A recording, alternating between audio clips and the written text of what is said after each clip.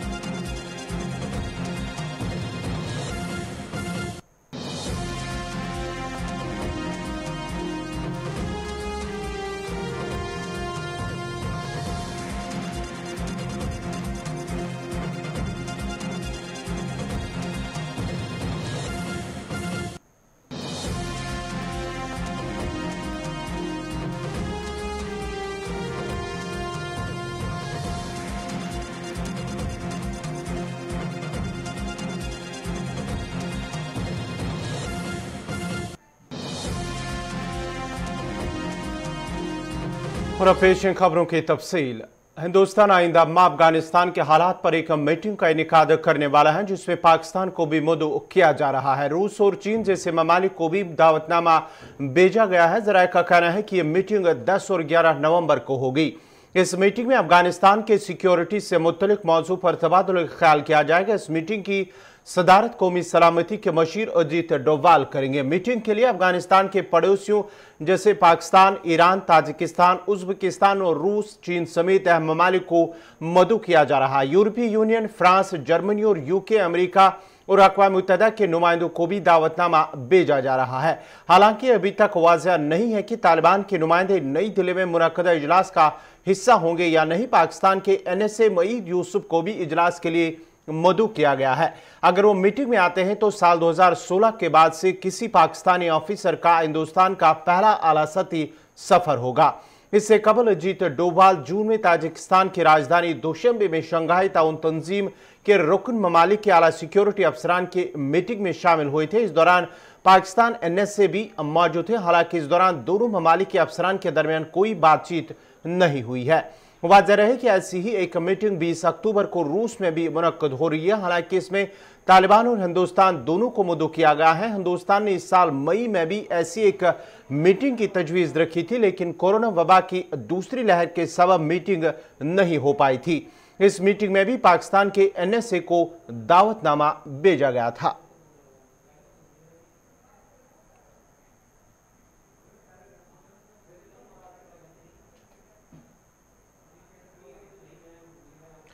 भारत के वज़ीर ख़ारजा जयशंकर आज से 3 रोज़ा दौरे पर इजराइल जा रहे हैं। इजराइल में नई हुकूमत के क़याम के बाद हिंदुस्तान और इजराइल के दरमियान ये पहला आला सतही राबिता होगा।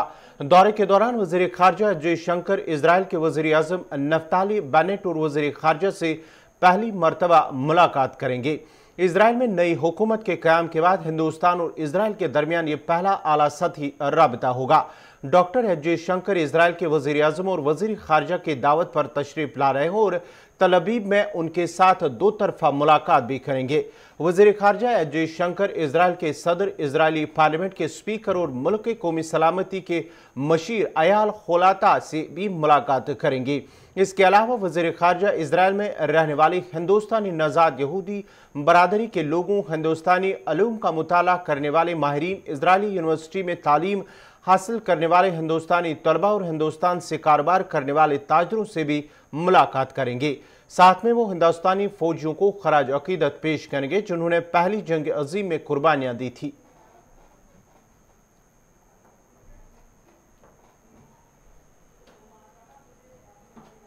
बढ़ते आगे बाद अब सरहदी जिला पुंछ की करते हैं। मेंढर सब डिवीजन के बट्ठादूरिया इलाके में आज ऑपरेशन 7वें रोज में दाखिल हो चुका है। 7वें रोज में ऑपरेशन जो है आज सुबह ही शुरू किया गया। आपको बताते चले कि 12 अक्टूबर से ऑपरेशन इलाके में चल रहा है।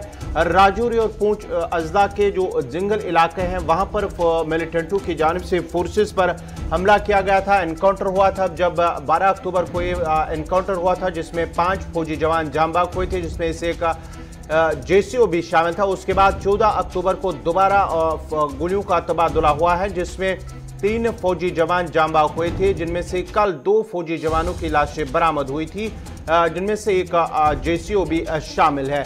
कुल मिलाकर अगर बात करेंगे तो तकरीबन 12 अक्टूबर से जारी इस ऑपरेशन के दौरान 9 फौजी जवान जान बाहक हुए हैं, जिनमें से 2 जेसीओ भी शामिल है।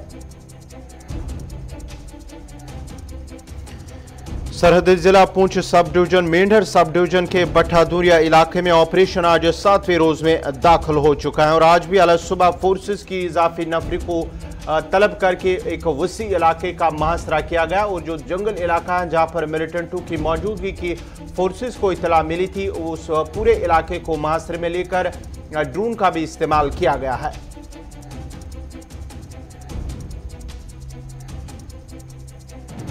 मजीद तफसीलात के लिए सीधा चलते अपने नुमाइंदे जमशीद मलिक के पास। जमशीद, क्या कुछ तफसीलात हैं? आज 7वां रोज है और माना जाता है कि आज 7वें रोज में दाखिल हो चुका है सर्च ऑपरेशन पूरे इलाके का।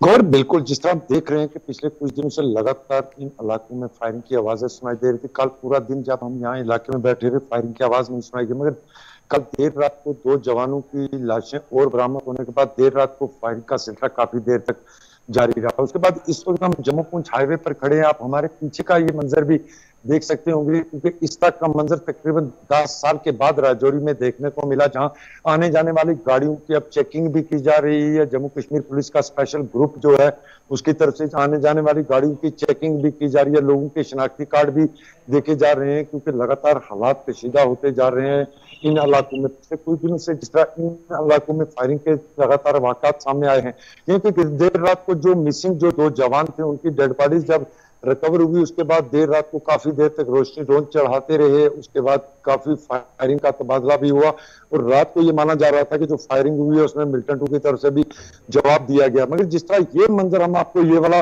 दिखा रहे हैं, क्लोज करके हम आपको दिखाते हैं, ये मंजर ऐसा मंजर राजौरी में तकरीबन 10 साल के बाद देखने को मिला कि आने जाने वाली गाड़ियों की चेकिंग की जा रही है, उनके शनाख्ती कार्ड चेक किए जा रहे हैं। इस तरह के मंजर 10 साल के बाद दोबारा देखने को मिले। हालांकि 10 साल पहले इस तरह के मंजर आए दिनों देखने को मिलते थे, मगर हालात बेहतर होने के साथ इस तरह के मंजर दोबारा नजर नहीं आए। मगर जिस तरह पिछले कुछ दिनों से लगातार राजौरी के अंदर अगर कहें पिछले 2.5 महीने से 5 इनकाउंटर बढ़े हुए हैं, उसके बाद इस तरह के हालात दोबारा देखने को मिल रहे हैं कि जो भी कई गाड़ियां आ रही हैं जा रही हैं, इनकी तलाशी ली जा रही है और शनाख्ती कार्ड भी लोगों के चेक किए जा रहे हैं। क्योंकि आज सुबह से इस वक्त अभी तक फायरिंग का तबादले की या गोली की आवाज नहीं सुनाई दी थी, मगर रात भर काफी देर तक आवाजें सुनाई देने लगी थी। जी जमशीद, अगर हम बात करेंगे जहां पर ये इलाका है जहां पर मिलिटेंटों की मौजूदगी है, क्या वहां पर कोई हाइड आउट है जहां पर ये मौजूद मिलिटेंट है फोर्सेस का? इस हवाले से क्या कुछ कहना है क्या?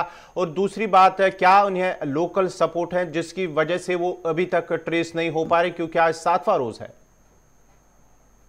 और लोकल स्पोर्ट की जहां तक बात करें तो पूरा जंगल का इलाका और इस जंगल के अंदर घर कोई भी नहीं है, क्योंकि बहुत ज्यादा घना जंगल है।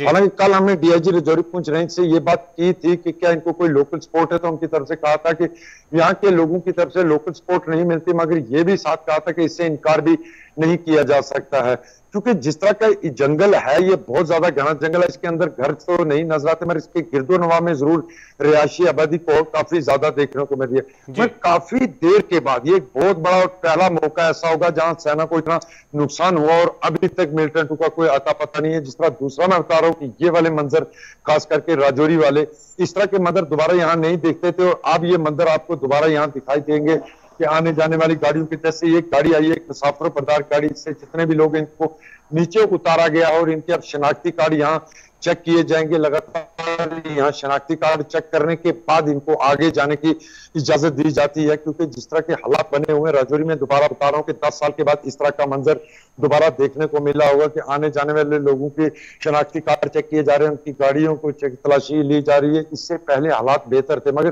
पिछले 2.5 महीने के बाद हालात एक बार फिर दोबारा कशीदा होते जा रहे हैं और इन इलाकों में इस तरह की बड़ी वारदातों के बाद ये ऐसे मंजर भी राजौरी में अब दोबारा देखने को मिल रहे हैं। जमशेद, जरा ये बताएगा कि फोर्सेस के हवाले से क्या कुछ कहा जा रहा है या पुलिस की जानिब से कि जो वहां पर मिलिटेंटों की मौजूदगी है, कितने मिलिटेंट वहां पर मौजूद हो सकते हैं, इस हवाले से पुलिस का क्या कुछ कहना है? और इस हवाले से अभी तक कोई बयान सामने नहीं आया कि कितने तादाद में मिलिटेंट उसके अंदर हैं, मगर ये बात जरूर कही गई है देर रात को, मगर ऑफिशियल तौर पर इसकी भी कंफर्मेशन नहीं हुई कि देर रात को ड्रोन जो इस्तेमाल किए गए उनको भी निशाना बनाने की कोशिश की गई है, मगर इसकी भी इंफॉर्मेशन अभी तक या इसकी भी तस्दीक किसी तरफ से नहीं की गई है। हालांकि जिस तरह मैं बता रहा हूं कि पहला मौका ऐसा होगा जहां सेना को इतना नुकसान उठाना पड़ा और उसके बावजूद भी आज तक मिलिटेंटों का कोई अता पता नहीं है। मगर जिस तरह हमारे जराये ने आज सुबह हमें बताया कि देर रात को काफी फायरिंग हुई, उसके बाद आज पैरा कमांडो को एक बार फिर दोबारा जंगल के अंदर दाखिल कर दिया गया है। और कल जिस तरह डीआईजी से हमने बात की तो उन्होंने ये कहा था कि जल्द ही इस एनकाउंटर को भी कंप्लीट कर दिया जाएगा, मगर जिस तरह के हालात बनते जा रहे हैं राजौरी में दोबारा कशीदा होते जा रहे हैं, क्योंकि पिछले कुछ दिनों से इस तरह की मंजर दोबारा देखने को मिले, जहां इनकाउंटर के बाद इस तरह के मंजर भी आपके सामने दोबारा नजर आएंगे, जहां आने जाने वाली गाड़ियों की चेकिंग भी की जा रही है। जी और चलिए, बहुत बहुत शुक्रिया जमशेद मलिक आपका। ये थे पूंछ से जमशेद मलिक जो तफसीलात फराम कर रहे थे, जहां सब डिवीजन मेंढर के भट्टाधुरिया इलाके में लगातार आज 7वें रोज दाखिल हुआ ऑपरेशन, और आज की जो तस्वीरें वहां से दिखा रही थी, अकसबंदी की थी जमशेद मलिक ने कि वहां पर अभी भी पुलिस की जानिब से जो वहां पर जम्मू पूंछ हाईवे है वहां पर गाड़ियों की तलाशी ली जा रही थी, जबकि जो मुसाफिरों से शनाख्ती कार्ड भी चेक किए जा रहे थे बाज़ाब्ता तौर पर। और साथ ही साथ अगर हम ऑपरेशन की बात पर करेंगे तो एक बार फिर वहां पर पैरा कमांडोज को बुलाया गया है, उनकी मदद ली जा रही, जबकि ड्रोन का भी इस्तेमाल किया जा रहा है। वो लगातार आपको बताते चले कि 12 अक्टूबर से ऑपरेशन के दौरान अब तक 9 फौजी जवान जांबाग हुए हैं, जबकि ऑपरेशन अभी भी जारी है और 9 फौजी जवानों में 2 जेसीओ भी शामिल है। लगातार ऑपरेशन चल रहा है, तलाशी कार्रवाई जारी है और मिलिटेंटों की तलाश बड़े पैमाने पर फोर्सेस की जानिब से जारी है और वसी इलाके का मुहासरा करके ऑपरेशन तलाशी कार्रवाई जारी है। बढ़ते हैं आगे, बात करेंगे आरएसएस सरबराह मोहन भागवत के हवाले से। आरएसएस सरबराह मोहन भागवत ने कहा है कि जम्मू कश्मीर में आर्टिकल 370 के हटाए जाने से पहले रियासत के लिए अलाट किए गए 80% हिस्सा तो लीडरों के जेब में चला जाता था। मोहन भागवत ने कहा है कि जम्मू कश्मीर की खसूसी रियासत का दर्जा देने वाले दफा 370 के बेशतर इल्तिजामात के मनसूख करने के बाद भी परेशानी पूरी तरह हल नहीं हुई है और अब भी वहां की आबादी का एक हिस्सा आजादी की बात करता है। आरएसएस सरबराह ने कहा है कि उन्होंने हाल ही में जम्मू कश्मीर का दौरा किया था और पाया कि आर्टिकल 370 के इल्तिजामात को मनसूख किए जाने से तरक्की का रास्ता साफ हुआ है और उन्होंने इल्जाम लगाया कि माजी में जम्मू और लद्दाख को भेदभाव का सामना करना पड़ता था और कश्मीर वादी में खर्च होने वाले वसाइल का 80% हिस्सा मकामी लीडरों की जेब में चला जाता था और लोगों को कोई फायदा नहीं मिलता था। मोहन भागवत ने दावा किया है कि अब इसमें तब्दीली आई है और वहां लोगों की जिंदगी में खुशहाली आई है और उन्होंने कहा कि अब वहां खुला माहौल है, आने वाले कल में वहां इंतखाबात होंगे और नई हुकूमत की तश्कील होगी।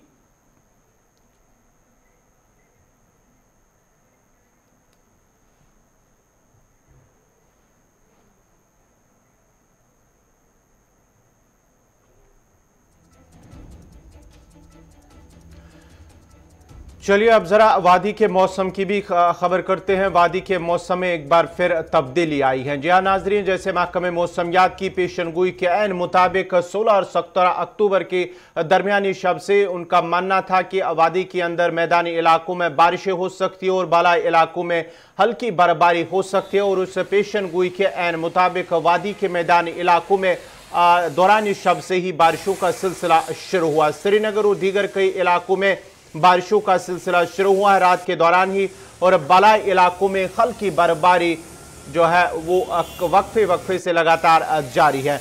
वादी में किस तरह का मौसम है, इस मजीद तफसीलात के लिए हम अपने सीधे नुमाइंदे अपने जो इरफान फाजिल उनके पास चलते हैं। इरफान, क्या कुछ तफसीलात है? अगर हम मौसम की बात करेंगे, पहले ही महकमे मौसमियात ने एक पेशनगोई की थी कि 16 और 17 अक्टूबर को वादी के मैदानी इलाकों में बारिशें और पहाड़ी इलाकों में हल्की बर्फबारी हो सकती है, तो किस तरह का मौसम है? क्योंकि ठंड में ये खबर भी आ रही है कि सर्दी में कहीं ना कहीं इजाफा हुआ है। बहुत बहुत शुक्रिया गवर। अगर मैं बात करूं मौसम को लेकर तो पहले से ही प्रिडिक्शंस थी और प्रिडिक्शंस को लेकर देखा जाए तो इसका खासा असर जो है जम्मू कश्मीर के खास तौर पर इस वक्त मैक्सिमम मेजर बेल्ट पर दिखाई दे रहा है, क्योंकि कल रात से ही तेज हवाओं के साथ साथ थंडरस्टॉर्म और जी हाँ लाइटनिंग हुई और उसके बाद जो है रात भर जबरदस्त तेज बारिशों के साथ साथ वो बारिशें अभी भी कंटिन्यू हो रही है। मैदानी इलाकों में अच्छी खासी बारिशें हुई और अभी अभी मेरी बात जो है मेट्रोलॉजिकल डिपार्टमेंट की जो डायरेक्टर है सोनम लोटस, उनसे हुई है और उनसे हमने पूछा कि क्या रहेगा मौसम का हाल, और उन्होंने कहा कि मैदानी इलाकों को लेकर मैक्सिमम जितने भी कश्मीर में प्लेन्स है वहां पर यह सिलसिला बारिशों का कल तक लगातार जारी रहेगा, जबकि अपर रीचेस पर बर्फबारी भी हो रही है और 19 तारीख से लेकर 21 तारीख तक जो है मौसम फिर से साजगार होगा। मगर भी है जिस तरीके से हमने देखा कि काफी ज्यादा पहले गर्मी हो रही थी और गर्मी के मारे लोग काफी ज्यादा परेशान थे, मगर लगातार अब हम देख रहे हैं कि मौसम में तब्दीली और मौसम में गिरावट हो रही है और जिसकी वजह से बारिशों ने काफी ज्यादा जी हाँ कह सकते हैं कि खलल भी डाल दिए, क्योंकि एक साइड से अगर देखेंगे तो मैदानी इलाकों में बारिशों के साथ साथ नदी नालों में पानी भी थोड़ा बहुत जमा हो चुका है, सड़कें भी ज़ेरियाब हो गई है। अगर ड्रेनेज को लेकर मैं बात करूं तो कई इलाकों से ये भी खबर आ रही है कि ड्रेनेज फेलियर की वजह से जबकि बारिशें जो हो रही है जिसकी वजह से लोगों को चलने फिरने में काफी ज्यादा दुश्वारियों का सामना करना पड़ता है। फिलहाल नेशनल हाईवे से लेकर सिटी तक अगर मैं बात करूं लगातार बारिशों का सिलसिला जारी है। इरफान जरा ये बताएगा कि ये जो पूरी वैली में क्या इस वक्त जो है बारिशों का सिलसिला जारी है, क्योंकि नॉर्थ और साउथ कश्मीर से भी आपसे तफसीलात जानने की कोशिश करेंगे, नॉर्थ और साउथ में भी क्या बारिशें हो रही है, और साथ ही साथ अगर बर्फबारी की बात करेंगे तो क्या पहाड़ी इलाकों में भी बर्फबारी की खबरें मौसूल हो रही है? जी बिल्कुल बिल्कुल, मैं बात करूं तो पूरे वैली में इस वक्त बारिश का सिलसिला जो है कल रात से ही जारी है और बारिश ने काफी ज्यादा रफ्तार तेज पकड़ी है। इस बीच अगर बालाई इलाकों को लेकर मैं बात करूं या जोजिला टॉप, सिंथन टॉप या इसके साथ साथ राजदान टॉप या अफरवट हिल्स, वहां से भी जी हाँ खबर यही आ रही है कि हल्की हल्की बर्फ वहां पर हो रही है, क्योंकि पेशन गोई पहले से ही थी कि बालाई इलाकों में बर्फबारी हो सकती है मगर ज्यादा नहीं होगी, हल्की हल्की बर्फबारी हो रही है जिसका हम अंदाजा लगा सकते हैं। और कल दोपहर तक जो है डायरेक्टर सोनम लोटस ने बताया कि मौसम जो है थोड़ा सा करवट लेगा और उसके बाद साजगार हो सकता है और 19 से लेकर 21 तारीख तक जो है मौसम फिर ठीक रहेगा। बहुत बहुत शुक्रिया सईद इरफान फाजिल आपका। ये थे श्रीनगर से सईद इरफान फाजिल तफसीलात फराम कर रहे थे मौसम के हवाले से, जहां महकमे मौसमियात ने पहले ही पेशन गोई की थी कि 16 और 17 अक्टूबर तक शाम तक जो है वादी के मौसम में बदलाव देखने को मिलेगा, बारिशें हो सकती हैं, बर्फबारी हो सकती है, पहाड़ी इलाकों में हल्की बर्फबारी। उसके मुताबिक गुज़िश्ता शब से ही वादी के मैदानी इलाकों में हल्की बारिशें के साथ साथ पहाड़ी इलाकों में बर्फबारी हुई है और माना जाता है कि 19 से 21 अक्टूबर तक का मौसम ठीक रहने की पेशन गोई हो सकती है और महकमे मौसमियात का मानना है कि 19 से 21 तक वादी के मौसम में बेहतरी आ सकती है। बढ़ते हैं आगे, बात करेंगे मक्का मुकर्रमा और मस्जिद नबवी सल्लल्लाहु अलैहि वसल्लम में कोरोना वबा के फैलाव की रोकथाम के लिए आयद की गई समाजी फैसले की पाबंदियां हटा दी गई है। हरमैन शरीफेन इंतजामिया ने समाजी फैसले के लिए लगाई गई अलामतें हटा दी है, जिसके बाद मस्जिदुल हराम और मस्जिद नबवी सल्लल्लाहु अलैहि वसल्लम में आज से समाजी फैसले के बगैर नमाजें अदा की जाएंगी। हरमैन शरीफेन इंतजामिया की जानिब से जारी अलामे के मुताबिक कोरोना वबा से कबल की सफ़ों की असल हालत को बहाल किया जा रहा है, जिसके बाद अब मुकम्मल अफरादी गुंजाइश के साथ नमाजें अदा की जा सकेगी। इंतजामिया के मुताबिक मस्जिदुल हराम के सहन मताफ में भी समाजी फैसले के लिए लगाई गई अलामतें हटा दी गई है। तवाफ या सही करने वालों के लिए समाजी फैसले का उसूल खत्म कर दिया गया है, ताहम मास्क की पाबंदियां बरकरार है। इंतजामिया का कहना है कि खाने काबा और मकाम इब्राहिम अलैहिस्सलाम के गिर्द लगाए गए बैरियर भी हटा दिए गए हैं।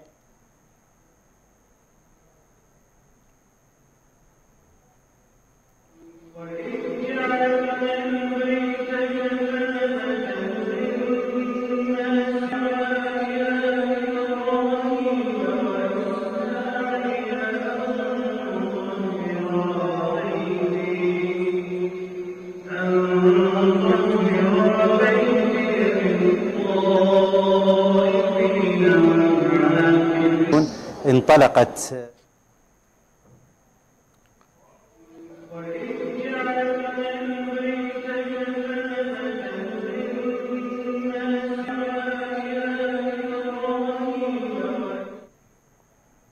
मरकजी और यूटी इंतजामिया जम्मू कश्मीर में भले ही तामीर और तरक्की के बड़े दावे करती हो, लेकिन हकीकत यह है कि आजकल भी इलाके ऐसे हैं जहां पर बुनियादी सहूलियात का फुकदान है। शुमाली कश्मीर के सोपोर के महाराजपुरा और दीगर मुल्हिका इलाकों के लोगों ने शिकायत की है कि बरसों पहले इलाके में एक पुल पर काम शुरू किया गया, ताहम अभी तक इसे मुकम्मल नहीं किया गया। मकामी लोगों का कहना है कि 10 साल कबल पुल पर काम शुरू किया गया, मगर बदकिस्मती से आज तक पुल तशने तकमील है और पुल न होने की वजह से कई इलाकों इलाकों का राबता मुनक़ता है, जिसकी वजह से एक कसीर आबादी को मुश्किलात का सामना करना पड़ता है, जबकि किश्ती से आर पार होने में जान का खतरा लाक रहता है। उन्होंने अब जम्मू कश्मीर इंतजामिया से अपील की है कि पुल को पाई तकमील तक पहुंचाया जाए ताकि अवाम के मसाइल हल हो सके।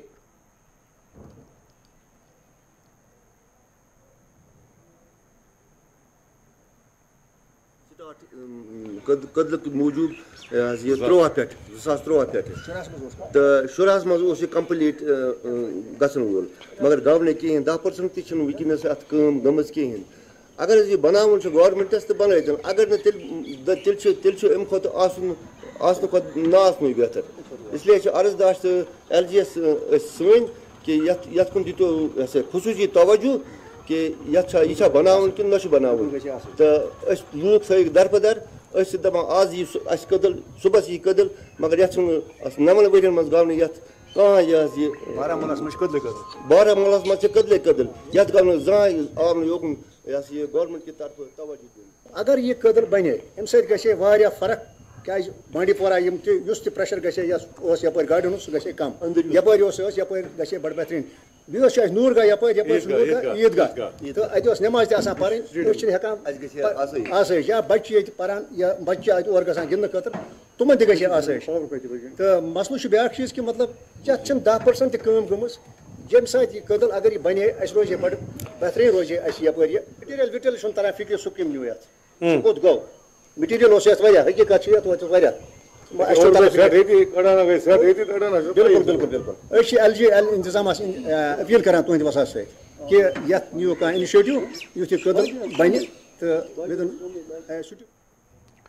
शुमाली कश्मीर के पट्टन में गवर्नमेंट पब्लिक लाइब्रेरी गुज़श्ता 3 माह से अब बंद पड़ी है, जिसकी वजह से मकामी तालिब इल्म नौजवानों ने नाराजगी का इजहार करते हुए कहा कि बदकिस्मती से इलाके में कायम लाइब्रेरी 3 माह से अब बंद है और अगरचे इस सिलसिले में हुकाम को आगाह भी किया गया, ताम कहा जा रहा है कि अमले की अदम दस्तियाबी की वजह से लाइब्रेरी पिछले 3 माह से बंद है। उधर principal government higher secondary school Pattan, जो कि इस कमेटी के मेंबर भी हैं, ने कहा कि इंतहाई बदकिस्मती है कि 2 माह कबल जब उन्होंने लाइब्रेरी का दौरा किया तो लाइब्रेरी बंद थी और मुलाजमीन की यकीन दहानी के बाद आज तक इसे नहीं खोला गया है।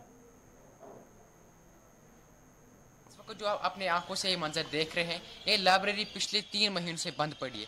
बंद क्यों पड़ी है वो इसका डिपार्टमेंट जानता होगा, लेकिन यहाँ पे जो क्या फ़ायदा हमें, क्या बेनिफिट हमें मिलता था, यहाँ पे जो भी गरीब बच्चे थे वो बुक्स जो बाज़ार से मार्केट से अफोर्ड नहीं कर पाते थे, तो वो यहाँ पे इजीली आते थे और बुक्स पढ़ते थे। यहाँ पे जो भी कुछ न्यूज़, जो भी कुछ कॉस्टली बुक्स है और बहुत ही इंपॉर्टेंट बुक्स है वो यहाँ पे पढ़ते थे, आराम से ईजिली आते थे, तो पढ़ते थे। 2 दिन के लिए 5 दिन के लिए लेते थे, घर में आराम से सेल्फ स्टडी करते थे, क्योंकि उनके पास उतना एक्सपेंशन नहीं होता था, उनकी इकोनॉमिक हालत वैसी नहीं होती थी कि वो बाजार से इनको परचेज कर सके। लेकिन वो यहाँ पे आते थे, फिर इनको मतलब पढ़ते थे अच्छे से। लेकिन पिछले ये बहुत अनफॉर्चुनेट है हमारे, अनफॉर्चुनेट फॉर एवरीवन अमंग अस कि यहाँ ये लाइब्रेरी पिछले 3 महीनों से बंद पड़ी है। तो हमने बहुत सारे रिपीटेड रिमाइंडर इससे पहले भी किए थे, लेकिन गवर्नमेंट अभी तक इसके रिलेटेड कोई भी एक्शन नहीं ले रहा है। अब यहाँ पे बुक्स देख रहे हैं, ये अभी सड़ रहे हैं अंदर, चूहे खाएंगे अब इनको।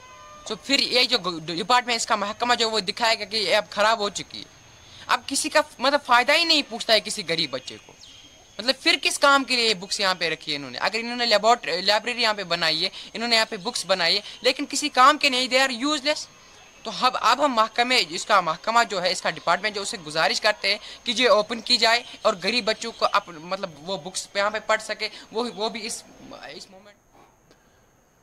चलिए, शुपियन से इस वक्त खबर आ रही है कि शुपियन इलाके में एक सड़क का एक हादसा पेश आया है, जिसके नतीजे में 3 अफराद जख्मी हो गए हैं। जी हाँ नाजरीन, शुपियन इलाके में एक ट्रक, तेज रफ्तार ट्रक ड्राइवर के काबू से बाहर होकर सड़क से लुढ़क कर एक नाले में जा गिरी, जिसके नतीजे में ट्रक में सवार 3 अफराद जख्मी हो। और बताया जाता है कि तीनों अफराद का ताल्लुक जो है वो हरियाणा से है। हीरपुरा से शुपियन की तरफ ये ट्रक जा रही थी, नाले में जा गिरी पड़पावन इलाके के करीब, जिसके नतीजे में ट्रक में सवार 3 अफराद जख्मी हुए, जिनमें से दविंदर सिंह जो ड्राइवर हैं उसका वो जख्मी हुआ है। धर्मवीर सिंह और संदीप सिंह, ये तीनों जख्मी हो। उन्हें नज़दीकी हेल्थ सेंटर लिया गया था, वहाँ पर इब्तिदाई इलाज मुआलजे के बाद शदीद तौर 2 जख्मियों को सिक्किम सौरा मुंतकिल किया गया है।